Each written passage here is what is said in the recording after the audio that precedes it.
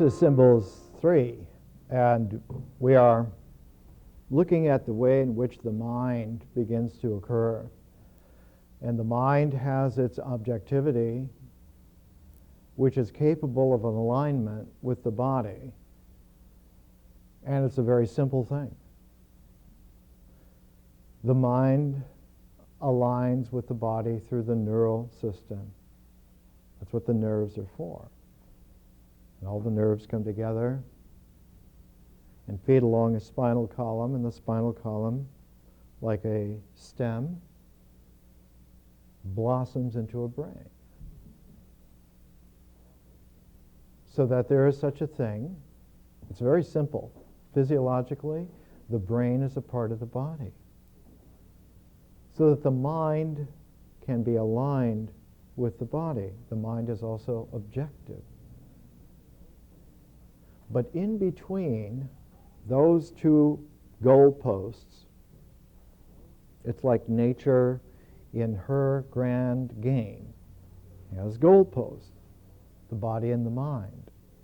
And in that space between them is the way in which experience happens and occurs, and feeling is established.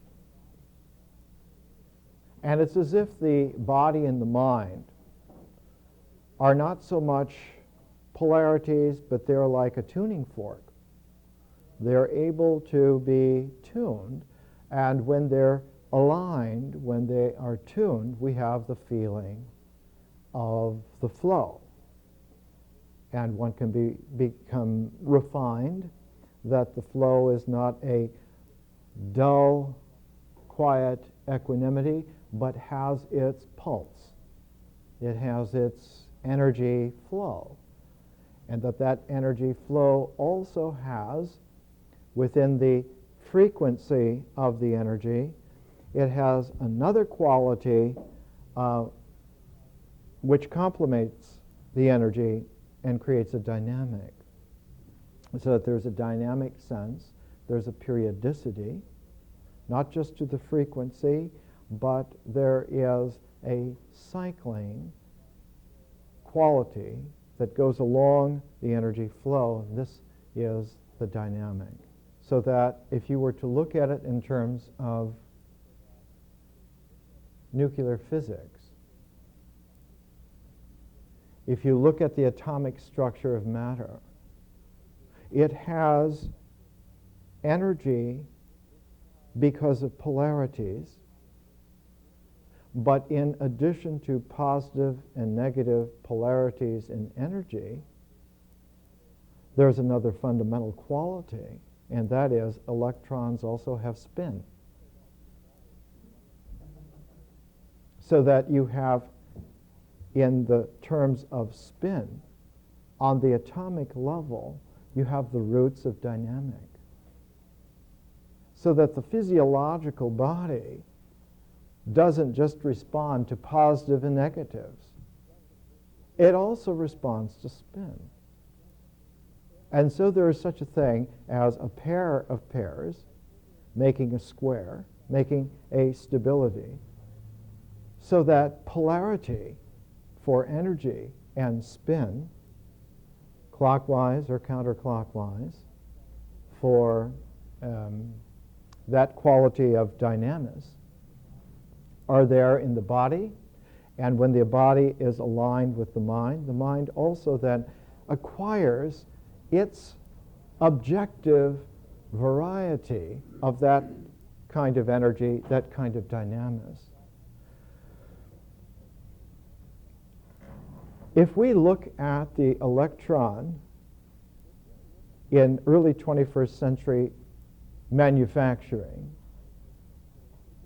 some of the advanced technology is based on the fact that electrons have certain properties that can be aligned with something beyond their polarity and their spin. That is to say, electrons on the subatomic level in manufacturing, we're not at the pioneer stage anymore. We're well capable of doing this. we can take advantage of the fact that electrons also have holes. And you can align the holes of the electrons to help in the manufacturing process of certain advanced technological feats. It's done all the time. Now, so that when it comes to being practical and objective, what is practical in this universe? What's the bottom line? The bottom line is that there is a tremendous complexity already, even at the physiological level of existence. Electrons not only have opposites, they not only have spin, but they have holes, so that objects on the existential level have shadows. So that all of this is in process before the mind even comes into play. So that psychological characterizing of shadows as being qualities that are there in the mind, they're late in the day. It's been 13 or 14 billion years since electrons have had holes already. So it's nothing new. But we have to keep track of the things that count when we're being objective and trying to understand, and not get carried away by thinking that the mind is the origin, much less the only locus for these kinds of phenomena. It happens on the subatomic level all the time. It happens on the supraatomic level all the time. Because in addition to there being electrons, there are also electrons which have a higher order of energy. They're more powerful. They have more energy. And not just a little bit more, but considerably more. So that there's a second kind of an electron. It's called a muon. And in fact, there's a third kind of electron that's even much more powerful than a muon. Many times, a couple thousand times, as powerful as an electron. It's called a tau particle. So there are three energy states for the electron. So that even before we get to the mind, even before we get to a realm where one would hope to be able to talk discursively about the psychology of shadows, the psychology of energy levels, it's there in existence already. It's established already. Which means that the problem is not to find out why the mind is encountering shadows when it tries to get whole, as if this was something special and a sign of pathology. It's just simply the way things are, as Lucretius said about 2,000 years ago. De rerum natura. It's the way nature is. It has polarities. It has spin. It has energy levels. So that wisdom hasn't been naive for at least 7,000 or 8,000 years about the fact that when you get practical and you want to align the objectivity of the mind with the objectivity of the body, already there's a lot in play. And that means not so much discovering something new, but discovery really means to uncover, discover, to find out what's there. The obscuring veil comes on the mythic level. It comes with feeling. Because feeling is very difficult to have clear cut, because feeling doesn't exist clear cut. Feeling is not an objective like the body or an objective like the mind. The feeling process is not objective at all. It never is. It doesn't mean that it doesn't have its understandability, but its understandability is not intelligent in the sense that the mind would be intelligent. It's not about thinking, about feeling. one is not intelligent about feeling, the term is sentient. One is sentient about feeling. That there's an order to feeling, but it's not an order of objectivity at all. It's an order of process, which includes energy flow, spin relationalities, and indexing orders.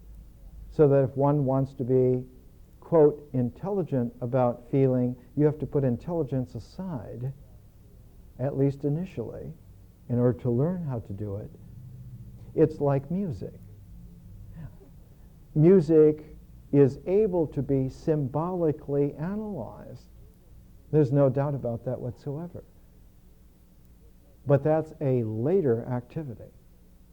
And we'll see at the beginning of next year, when we get into vision, into consciousness, that consciousness begins to be able to use what it has learned in symbols to retrospectively look back, and in a retrospective way begin a process using symbols in a new way, using symbols to analyze.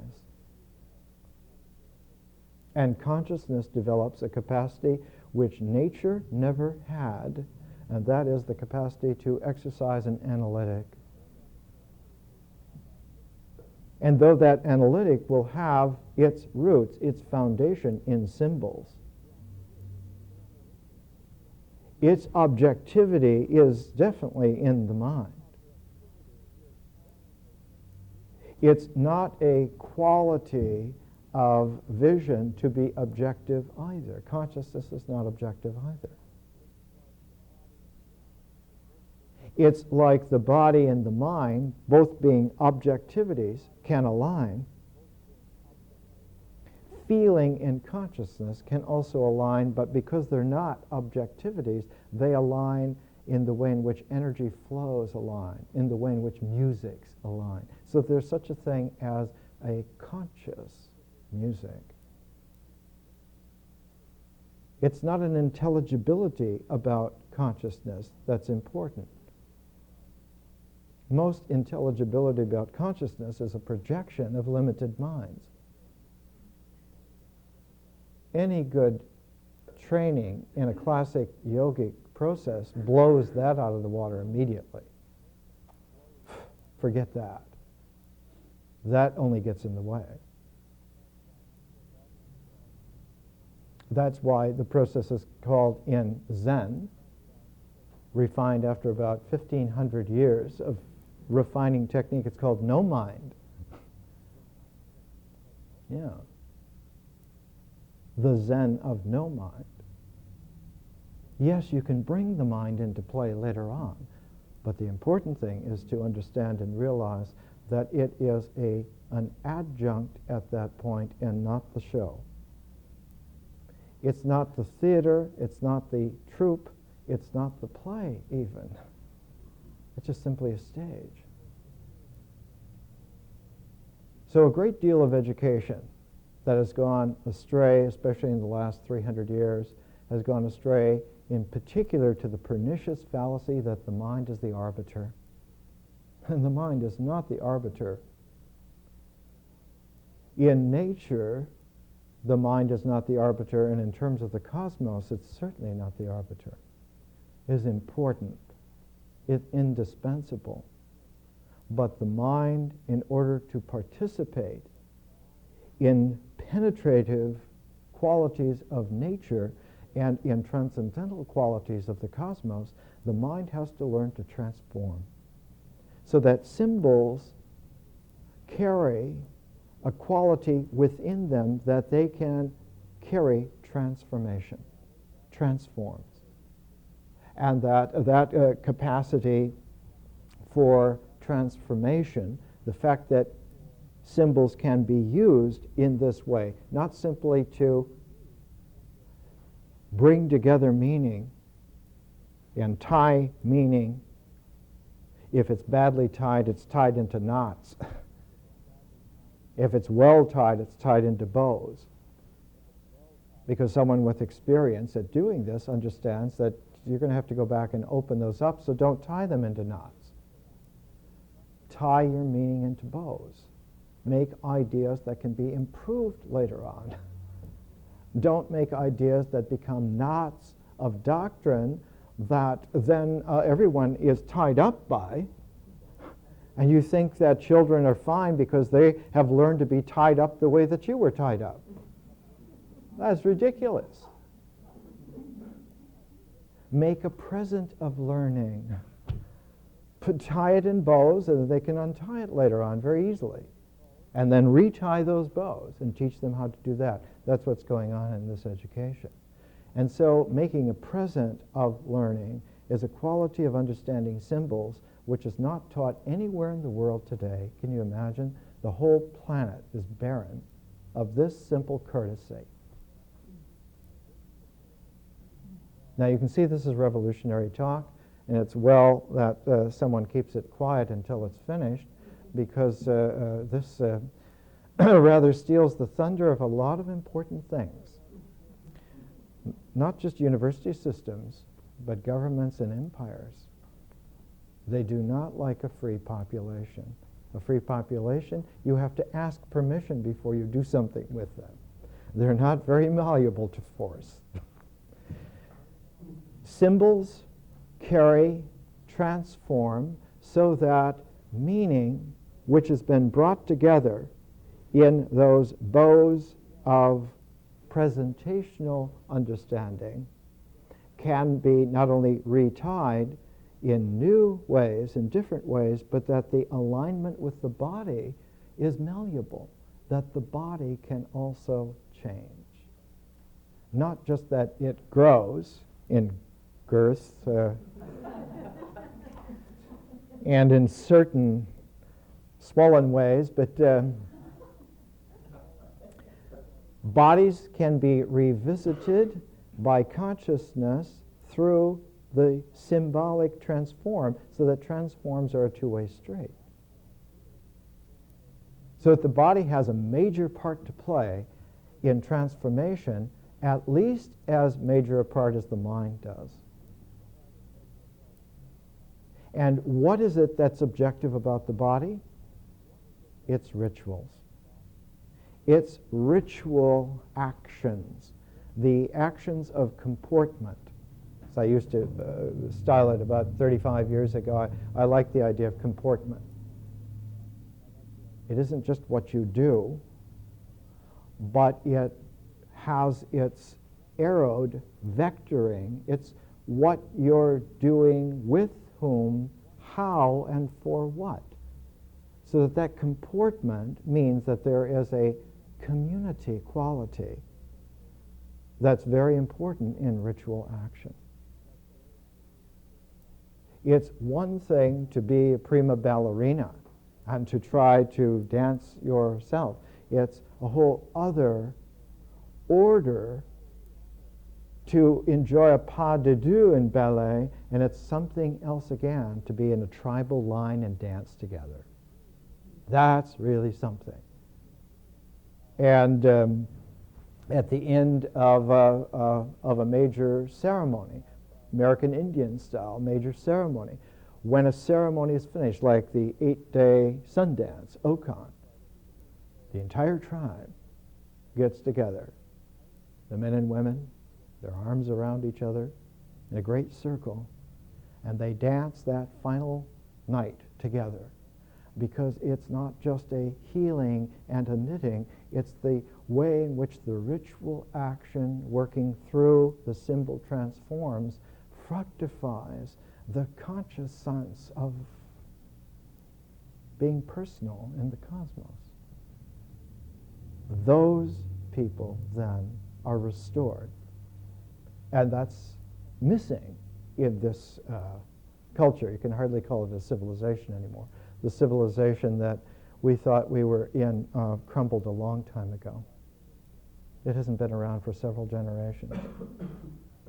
We're living in little cultural pockets of backwater of the ruins of a civilization that failed.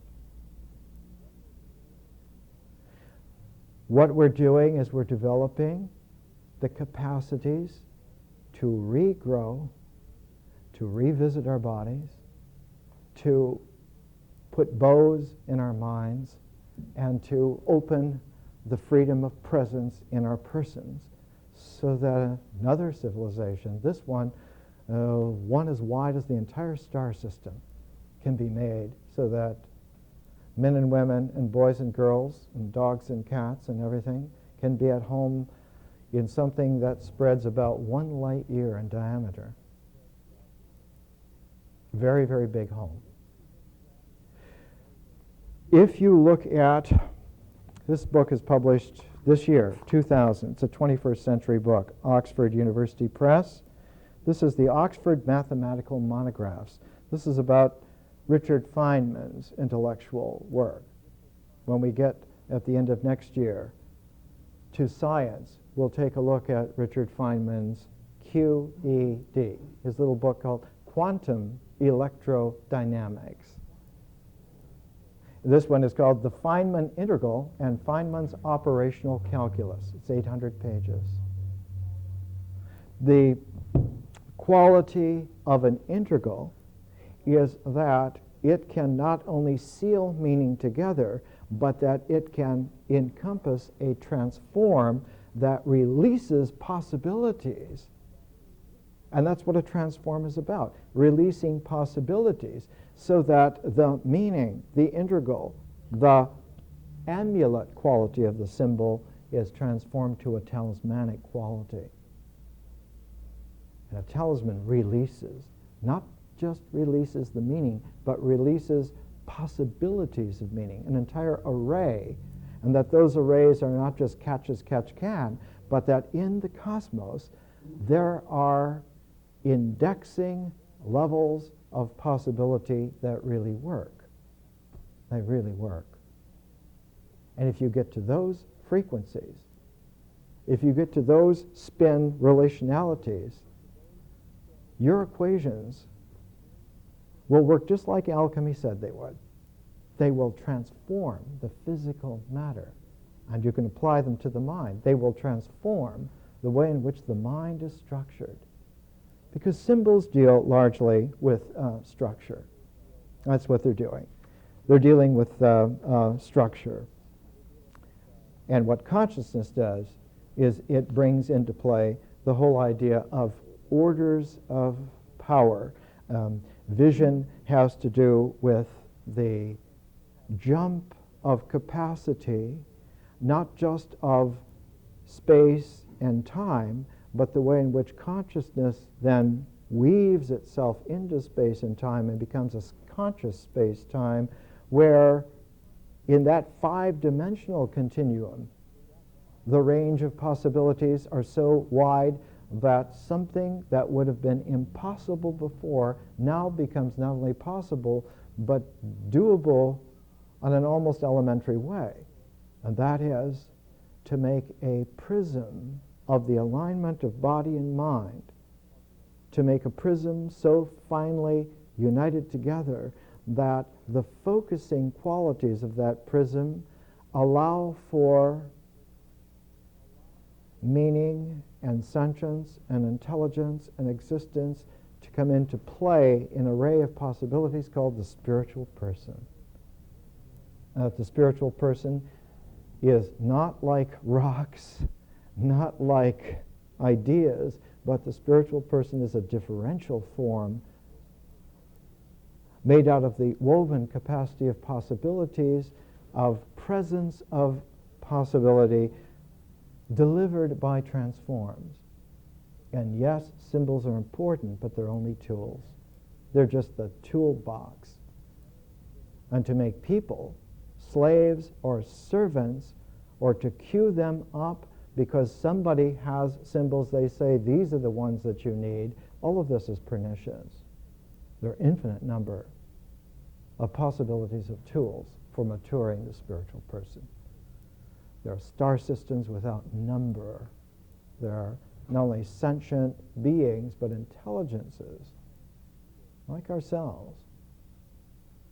And they do it different from us beyond imagination. The cosmos accepts that. Mother Nature accepts that. It's okay by her. She loves the fact that her kids, her gang, is an ever-burgeoning wonder. And she's at home in that sense. Why does the mind then so easily get waylaid? Why does it not know this? In fact, the mind does know this, but it gets covered. It's like a sediment deposit.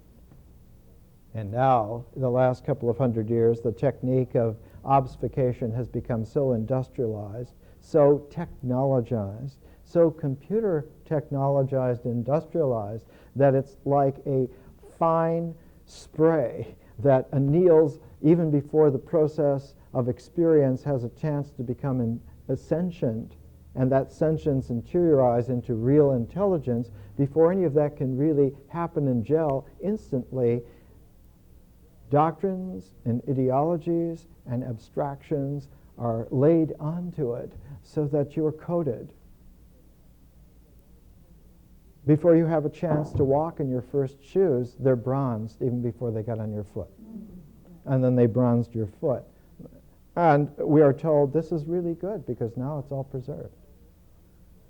This mummification of the spirit is going to stop. Because somebody's here to say, no more. Let my people go. Abstract figure. When you get to an abstract quality of the mind, that's where the shadow action begins to occur, and the body's alignment with the mind takes that alignment, and the shadow has an effect on the body. And the mind, misunderstanding the dynamic cycles in its abstractedness, not having a real hands-on touch through the actual physical body, through its existential sensory touch, the mind loses touch with the natural process, because nature is not objective either. Nature is like feeling. It's a process. Nature and feeling, unconsciousness, their feeling flows. Nature flows. Language and feeling, myth flows. Vision, consciousness flows. And they can flow in great parallels together. It's like great oceans of process and movement. And whereas the body and the mind can existentially align in an objectivity, which the mind then can seal by symbols, and bring those symbolic sealings and understandings into the realm of very powerful ideas. There is a quality in abstraction where the sense of touch with nature is lost, and what comes into play then is an anti-life negativity, as if there were resonances of shadows that produce a sense of death. And by the way, that's the only death there is. In all this cosmos, there's no realm of the dead that's dead. I think somebody once said to a man named Lazarus, who thought he was dead, "Come out." They'd never recorded, but I think he also said a few choice expletives of the people who had buried him prematurely. What death? The only death there is in the abstraction of the mind. So that shadow realm has, just to take some popular mythology from the American 1940s. It's a big little book. The Shadow and the Living Death. Can you imagine how pristinely natural American mythology was for boys in the late 30s and early 40s. Why? Because people were really down and real. More real than they had been for almost 100 years. The Shadow and the Living Death, and this one is called The Shadow and the Ghost Maker. Shadows and ghosts. That electrons have not only holes, shadows of the electrons, they have not only positrons, which are their polarity, or can engender polarity with protons, but there's also such a thing as a ghost of an electron. It's called the neutrino. And so, uniform in the ordering is the cosmos that muons also have neutrinos and taus also have neutrinos. So while there are three different kinds of electrons, different energy levels, there are three kinds of neutrinos. So that energy in this universe has a ghost particle by the uncounted quadzillions. There's a neutrino blizzard going on all the time, which if we were able to see, we couldn't see anything else. It's unbelievable. So that these kinds of images, the shadow and the living death, the shadow and the ghost makers. Here's another one called Ghost Avenger. Shadows and ghosts, so that our sense of the psychology of symbols is ill-founded until we really build it by phase maturation in this entire natural ecology called the cycle of integration. And that cycle of integration is the way in which wisdom was taught for tens of thousands of years. Tens of thousands of years. One of the early evidences is in Paleolithic art, and even 35,000 years ago, one finds that the symbols are not haphazard or accidental, but that they are placed in the caves in such a way that they are grouped into tableaus, and the tableaus are grouped into a journey, and that obviously, in order to mature, one was taken through the series of tableaus in some kind of generating order, so that that generating order was synthesizing all the time and carrying the integral through with an operational calculus in the person of a guide. Somebody who was performing the transform for you. And even 35,000 years ago, you can see this kind of tableau. And once you see that, there's a cave not far from Marseille, the French coast, found about 5 or 6 years ago. Dates from about 35,000 years ago.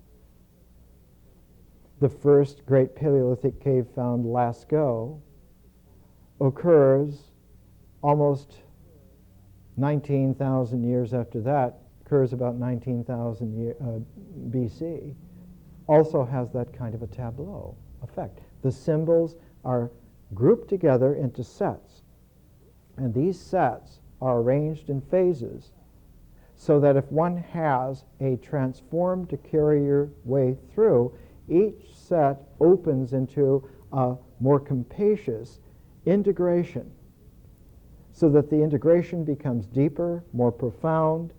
The bows become more complex. You might have 7 or 8 bows tied all at the same time. And that when you come through that kind of a cycle of sets, there is a flash point where the integration becomes of such a quality, an immensity, that the abstract tendency of the mind to keep track of it, the pride that it can keep track of it, is set aside. Not that it's lost, but suspended.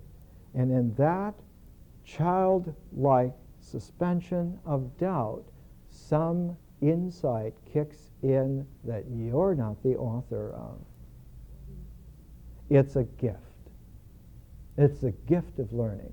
It's the gift, the first Promethean spark of transcendental understanding. Oh, they used to say. The gold miners used to say eureka, meaning I found it. At that flash point, there is a different characteristic to existence and a different characteristic to the mind. The mind is no longer what it was. The body is no longer what it was. What happens to the body is it becomes transparent. Instead of being opaque, it has a transparency. One can see in the way in which old Paleolithic artists saw. They saw, I think the term for anthropologists and archaeologists, they had X-ray vision. They will draw the animal, the fish, with the bones and everything as if you can see through it. And the great symbol that carried through in Hellenistic times was that of the fish that had the skeleton of it, the transparency. And by that fish they meant a fish from the Nile River called the Momerus. It lives in the bottom of the muddy Nile, and it's lost its eyesight many millions of years ago, but developed a kinesthetic sense of the whole body sending out pulses like a little tiny radar. And the Momerus fish navigates through its bodily radar, and it makes the entire environment transparent so that it can tell where it is, like sonar, doesn't have to look at anything. And that was the fish that was the symbol of early Christianity when it was still Hellenistic Judaism. All of these things are understandable. We no longer can afford to be naive little kids expecting distorted adults to tell us what the doctrines are about this. We can learn for ourselves what it really is. What is it really? It's understandable in ways that we can go back and check it and refine and open those bows again and again. And what's the proof of that? How do you know when you've learned? When you get that X-ray vision and you can see for yourself, then no one can lie to you. The mind also has that X-ray quality, not seeing through things, but seeing through structure. It can see structure transparently. It can understand what 3 is, what a square is for. Why is it that 2 cubed equals 8 and that that's a universal structure? Why is it that 5 only occurs as a radical outside of the progression of pairedness? All these things can be learned, but the learning of them is not based upon a dictionary of symbols where you check what the doctrines are that are passed down by generations of ignorant people, parading as if they knew. They never knew. And one can review whole libraries of metaphysics and religion and occult and philosophy and not find very much that's there. There's not very much that's usable. A book came out just a few years ago, and this was published by University of Texas in Austin, 1992. It's by a woman, Denise Shumat-Besserat. It's called Before Writing.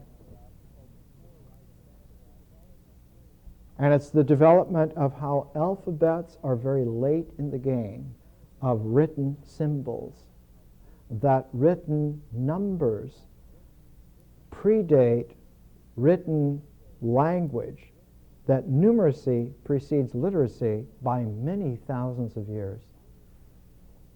Literacy, at its oldest, might go back 5,000, maybe 6,000 years. Numeracy goes back many thousands of years before that. So that when we look at the way in which an abstract meaning structure is expressed by symbols in an amulet form, you have to go to numbers first before you go to alphabets. And before you go to a written language, and suppose that anyone knows what a written language is all about, one has to understand what written numbers are all about, what numeracy is all about. It goes beyond counting, because the counting in and of itself is not important. It turns out to be an extraneous reflex action. It's only when you make sets of symbols, of numbers, and pair them together with an image, the numeral in cuneiform for 8, with the picture of sheep, 8 sheep. Now you've said something. What about those 8 sheep? Those eight sheep went from Abdul to this other fellow over here.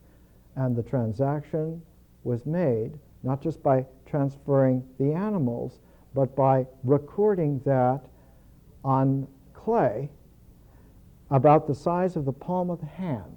The original numeracy, the original literacy was in the palm of the hand. It was hand-sized tableaus. The hand went from being a Paleolithic symbol in the caves as the great symbol of integration to being the integrator, the operator, holder of all the meaning of the transaction that linked the body and the mind and the vision of the structure relating to something new. Abdul no longer owns those 8 sheep. He does. And it was the hand-sized clay with the little cuneiform numbers on them that were the beginnings.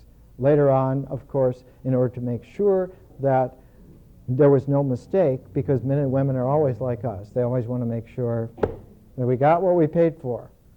That those cuneiform clay bits were hollowed out and they became pockets.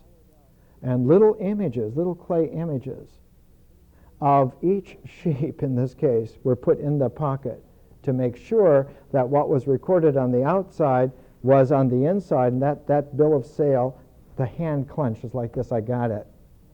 The sale was made. Not just the sale was made, I got the sheep. I got the proof of ownership. So that this whole idea of images slipping behind the numbers to fortify their meaning is not about psychology. It's about archaeology. Let's come back. Netherworlds, interiors, and heavens. Netherworlds, interiors, and heavens.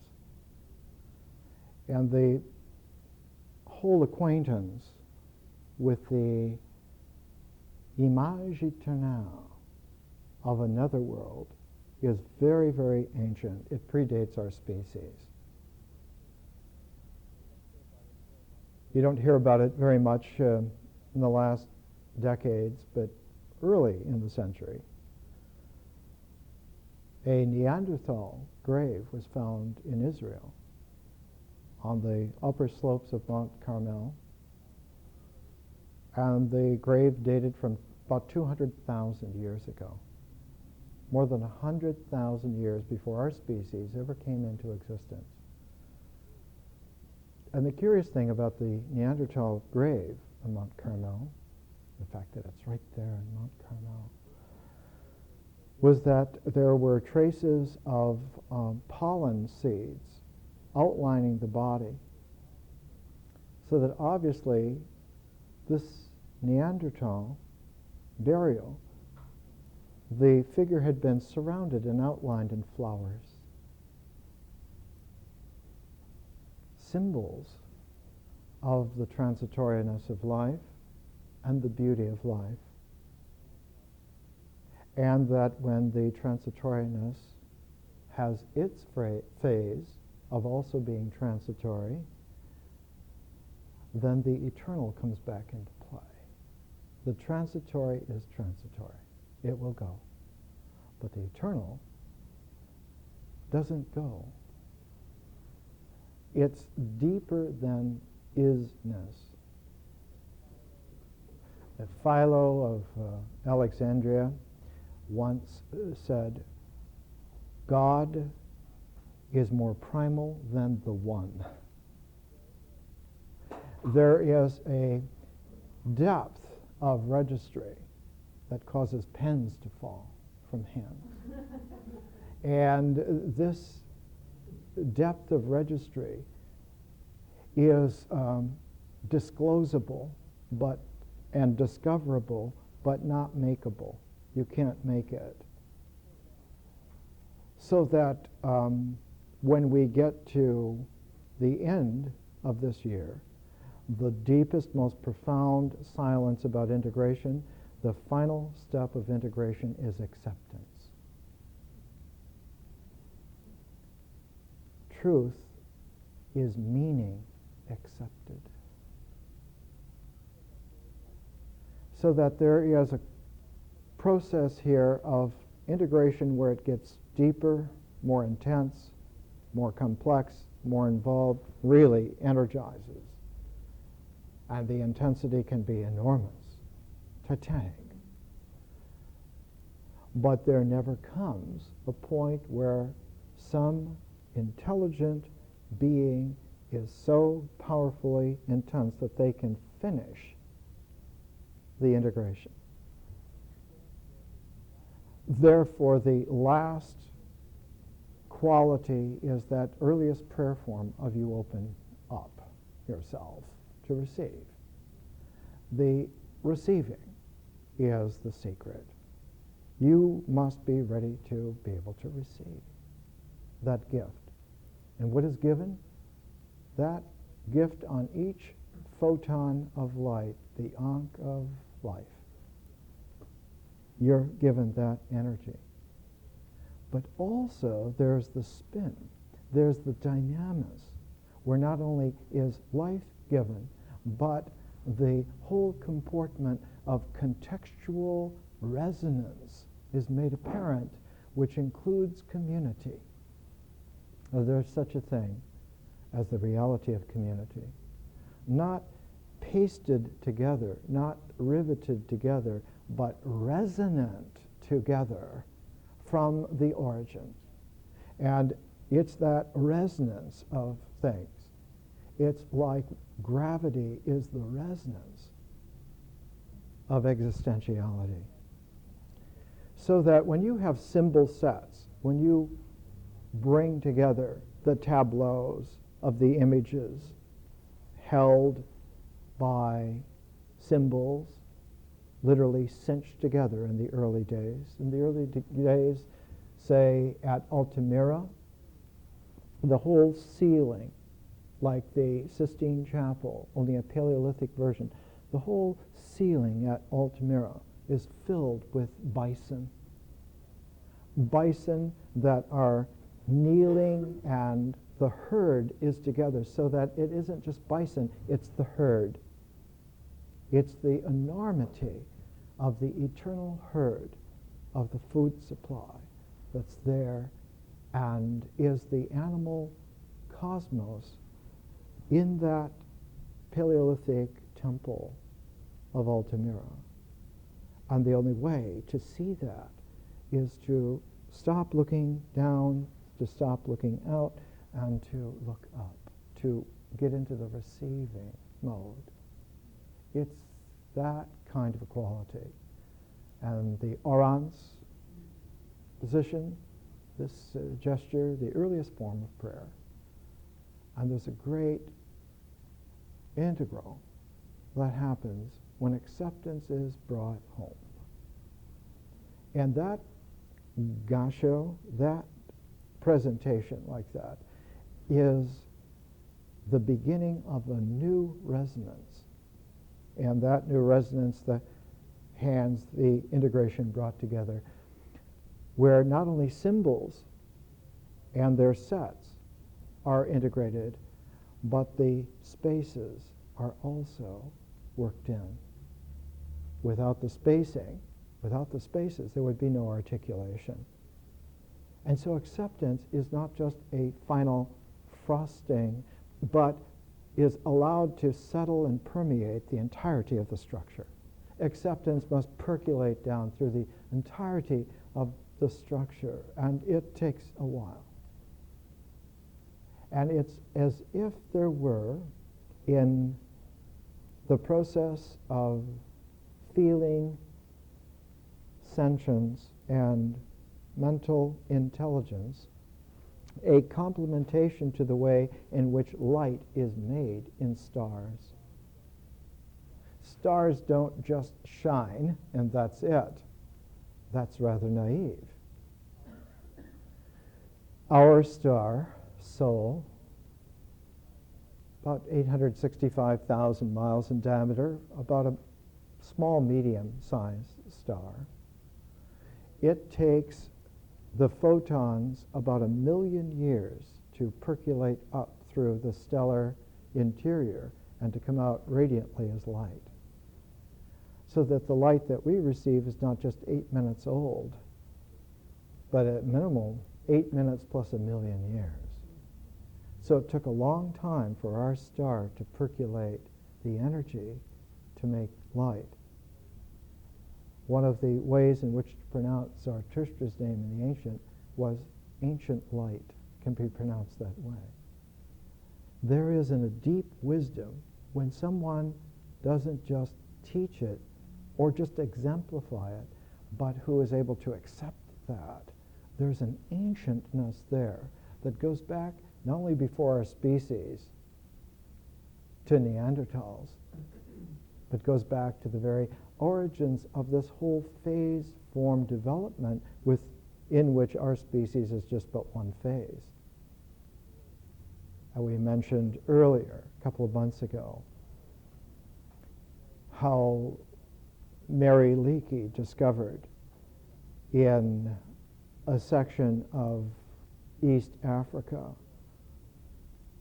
where a volcano had erupted and had sent ash down and covered these footprints that went across a mud embankment, and that it showed the footsteps of a female hominid some 2 million years ago walking, and one can see that you could walk in her steps, and alongside of her steps are a smaller child hominid walking with her in such a syncopated way that they must have been holding hands.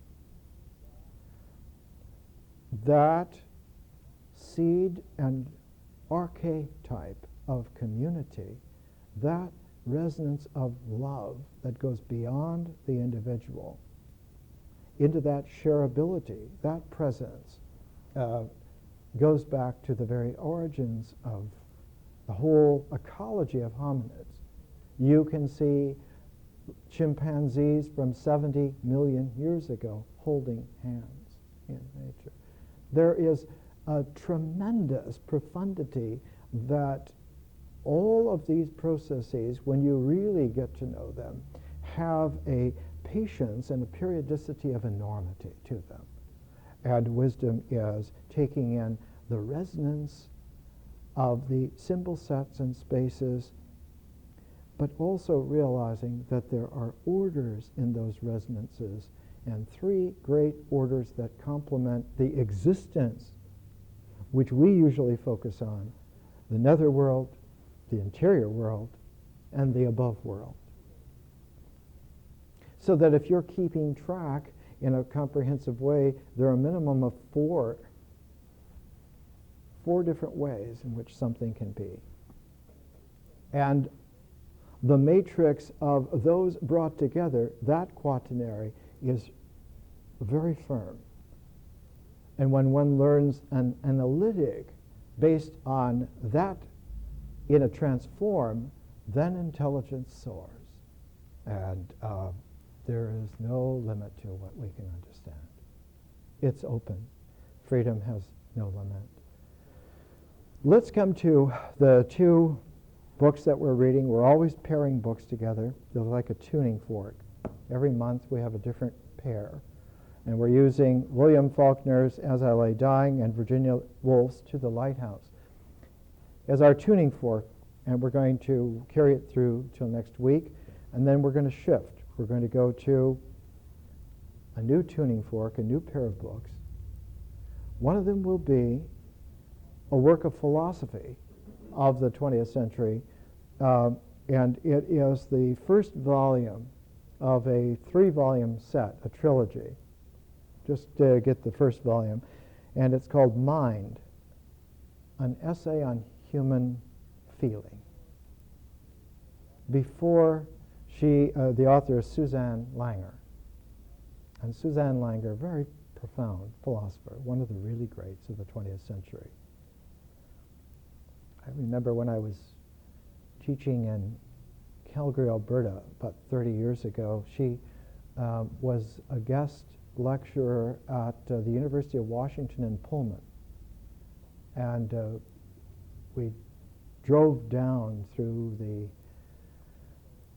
plains to go and listen to her, and it was amazing to see this white-haired, very thin, almost scrawny woman who didn't live on campus, lived in a small cottage with no electricity outside of Pullman so she could be by herself, because she had gotten to a place where she was writing Mind, an essay on feeling, and she needed a pristine quality of solitude.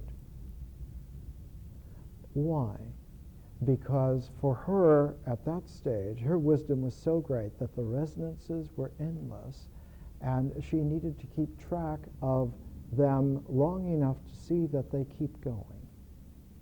You don't look for the conclusions, you look to see that freedom is still being generated in possibility. World without end is the old phrase. So we're going to take Suzanne Langer's first volume of Mind, an essay on human feeling. She wrote once in a book on aesthetics, Problems of Art, she said, I'm scouting the possibility that thought is an elaboration of feeling.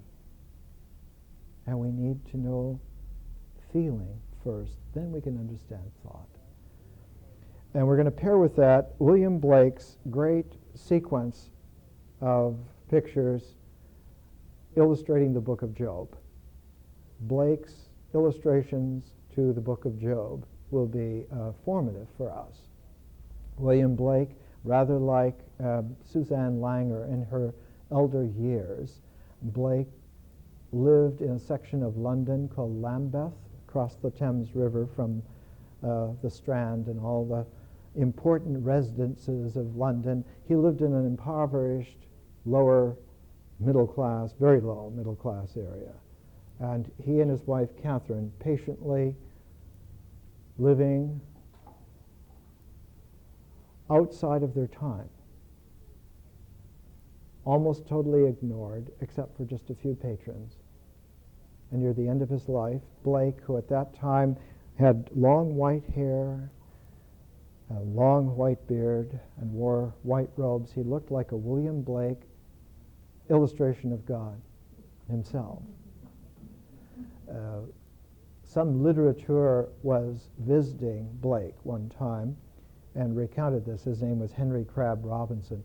He said, someone was speaking about God and so forth, and William Blake stood up trembling and said, don't speak of God's words that way, and so forth and so forth. So he was, in 1825, near the end of his life. He would only live about 18 months longer. And for him, the book of Job was a mystical, symbolic set of an ecology of understanding in this deep, percolating way. Because Job, in the book of Job, it's called in in Jewish tradition, it's in a set of writings, the 5 megaliths. It's the wisdom writings. It belongs with not the Torah nor the prophets, or the histories, chronicles. It belongs to a special set, a special group of writings. It belongs to those writings that you have to live with for a long time in order to understand, because they're not understandable in everyday terms, nor are they understandable in regular mind terms. The book of Job takes a definite percolation of light, and it takes a long time to disclose through acceptance what is being done here, what's being said, what's being written. And Blake, whose art was all based upon the fact that his books, his illustrated books, were not books where the object was here on the page. The page was engraved on copper backwards, so that the page was a printout from the engraving, and the engraving was the archetype. The printed page was but an image set carrying the resonance of the archetype. It was but a resonance. But that when someone who was spiritually alert would look at those images, they would print off the page into their interior realm for real. And so all of his books were handmade, made by hand. It would have been a spiritual travesty to have them printed by someone else. He printed them all by hand. There was a figure in early American history who did thousands of printings by hand and learned the profound William Blake understanding of wisdom. His name was Benjamin Franklin. And when you look at, I think the Library of Congress put out an 800-page catalog of all the printing done by Benjamin Franklin by hand. He set everything by hand, worked the presses by hand. All of the early material, the religious and political tracts, the Bibles, the currency, everything used in early Philadelphia life, that part of Pennsylvania, was all printed by hand by Benjamin Franklin. When someone does this way, you gain an access to the profundity of ancient light in the way it actually happens. And for someone in that milieu, someone who talks about symbols in a naive way seems like a school child. And the compassion is that one wishes that you had 2,000 or 3,000 years to mature them so that they could see. Here is Faulkner from As I Lay Dying, a couple of paragraphs from 2 sections. There is no narration. There are only characters and their stream of consciousness, their feelings, their thoughts, their existential sensate comportment. And this book, like a William Blake set of prints, is made to print out inside the reader. The reader is the narrator. And depending on your maturity, your patience, your percolation profundity, you can pull more and more and more out of this. These 2 sections, one is called Vardaman. It's a little boy, he's about 8. His mother has just died, and she died at about the same time he caught a huge fish who fell out of his hands into the dirt, and he got all confused about the dirt covering the fish, and then his mother is supposed to be in a coffin, and that's going to be put under the dirt. And it started to rain, and he comes to fetch a neighbor, and the neighbor's name is Tull, and his wife's name is Cora. And here's just a couple of paragraphs to give you this chance to get an impress. One ancient way of doing the impress is not to read the words, but to say them. The oral language, the delivery of oral language, was always a proof of the Spirit. In ancient times, in Hellenistic Judaism, one of the proofs of Spirit was that you could compose a spontaneous hymn of praise to God. And you could say it. It could be heard. In early Buddhism, the sutras were never effective unless you heard them. That's why they always began, "Thus have I heard." Oral language. It's not just mythic. It carries the feeling, tone, sentience upon which understanding is matured. Vardaman. When they get it finished, they're going to put her in it. And then for a long time, I couldn't say it. I saw the dark stand up and go whirling away. And I said, "Are you going to nail her up in it, Cash? Cash, Cash?" His brother's name, one of them is named Cash. He's building the coffin. I got shut up in the crib of the new door. It was too heavy for me and went shut, and I couldn't breathe because the rat was breathing up all the air. I said, "Are you going to nail it shut, Cash? Nail it, nail it?" Paul walks around. His shadow walks around over Cash, going up and down above the saw at the bleeding plank. Dewey Dell said, "We will get some bananas. The train is behind the grass, red on the track. When it runs, the track shines on and off." Pa said flour and sugar and coffee cost so much because I'm a country boy, because boys in town, bicycles. Why do flour and sugar and coffee cost so much when he is a country boy? Wouldn't you rather have some bananas instead? Bananas are gone, eaten, gone. When it runs on the track, the train shines again. "Why ain't I a town boy, Pa?" I said. "God made me. I did not said to God to make me in the country. If he can make the train, why can't he make them all in the town? Because flour and sugar and coffee. Wouldn't you rather have bananas?" He walks around. His shadow walks around. It was not her. I was there looking. I saw. I thought it was her, but it was not. It was not my mother. She went away when the other one laid down in her bed and drew the quilt up. She went away. Did she go as far as town? She went further than town. Did all those rabbits and possums go further than town?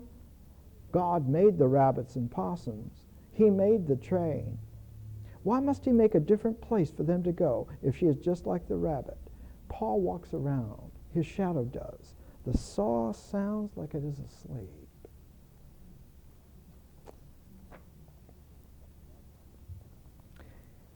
And then Vardaman comes to this poor white sharecropper home and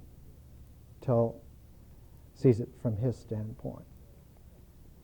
His wife wants him to go and check and see if she's died yet. His Addie Bundren died. You go and check. He says, "No, it's raining in the morning." It was nigh to midnight, and it had set into rain when he woke us.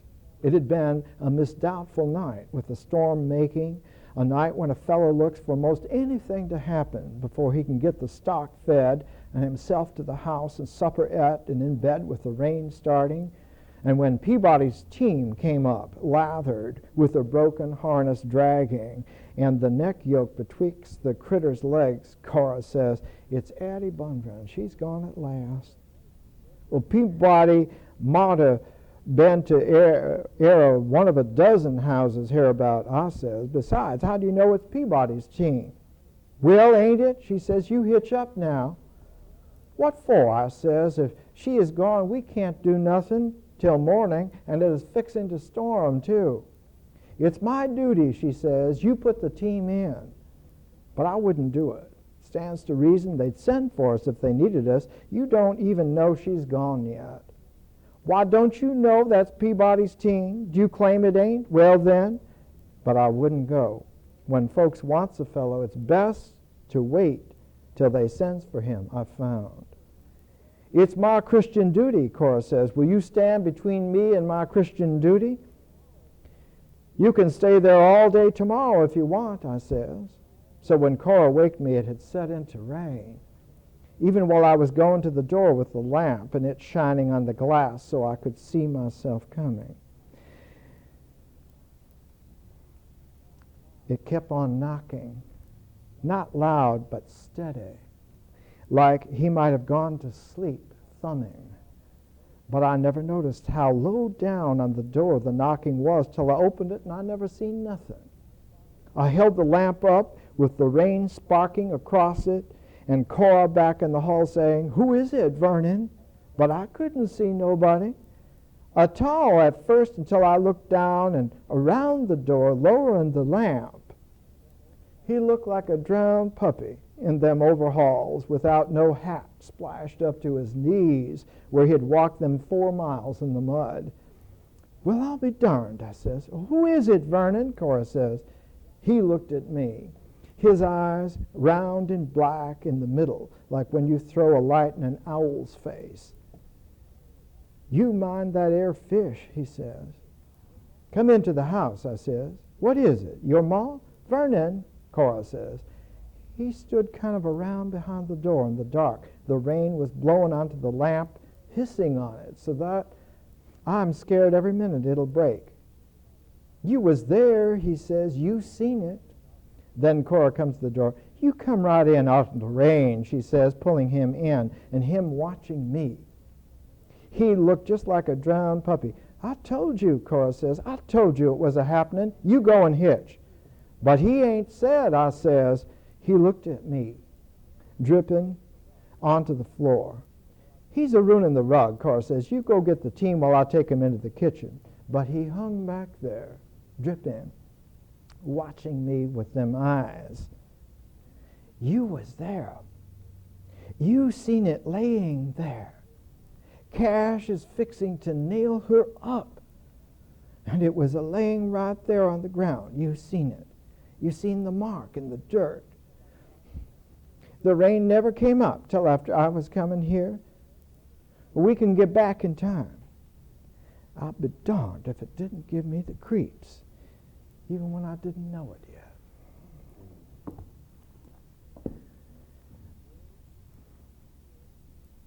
Great spiritual forms are like spiritual persons. They impress in such a way through the symbol transforms and reorder the physical world and reorder the mind.